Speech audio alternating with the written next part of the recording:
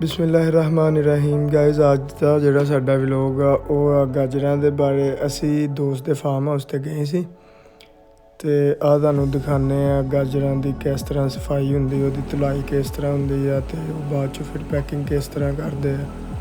ਆਹ ਲੇਬਰ ਲੱਗੀ ਹੋਈ ਆ। ਇਹ ਰਾਣਾ ਯਾਸੀਨ ਦਾ ਫਾਰਮ ਹਾਊਸ ਹੈ ਜੀ। ਉਹਨਾਂ ਦੀ ਇਹ ਫਸਲ ਸੀਗੀ ਗਾਜਰ ਦੀ ਅਤੇ ਅੱਜ ਸਾਰਾ ਉਹਦੇ ਬਾਰੇ ਆ।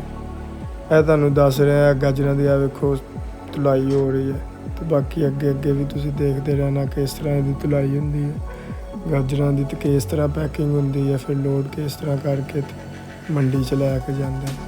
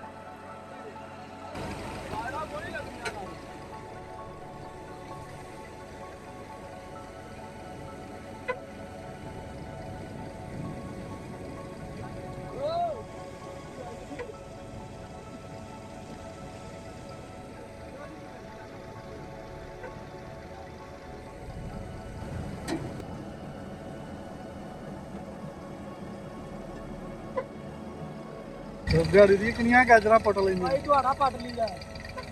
ਕਿੰਨੇ ਕੁ ਬੋਰੇ ਹੋ ਜਾਂਦੇ? ਹੋ ਜਾਂਦਾ 250-300। ਅੱਛਾ, ਕਿੰਨੀ ਕੁ ਲੇਬਰ ਹੈ? ਪੁੱਟਣ ਵਾਲੀ ਕਿੰਨੀ ਹੁੰਦੀ ਹੈ? ਧੋਣ ਵਾਲੇ ਵੀ ਹੋ ਜਾਂਦੇ? ਧੋਣ ਵਾਲੇ ਵੀ ਉਹ, ਪੁੱਟਣ ਵਾਲੇ ਵੀ ਉਹ। ਕਿੰਨੇ ਕੁ ਬੰਦੇ ਹੁੰਦੇ ਦਿਹਾੜੀ? ਤੇ ਕਿਹੜੀ ਮੰਡੀ ਸੁੱਟ ਕੇ ਆਉਂਦੇ ਹੋ? ਹੈਮਡ ਮੰਗੇ ਲਾਹੌਰ ਮੰਡੀ ਨਹੀਂ ਜਾਂਦੇ? ਲਾਹੌਰ ਮੰਡੀ ਜਾਵਾਂਗੇ 10 ਦਿਨ ਖਲੋਗੇ।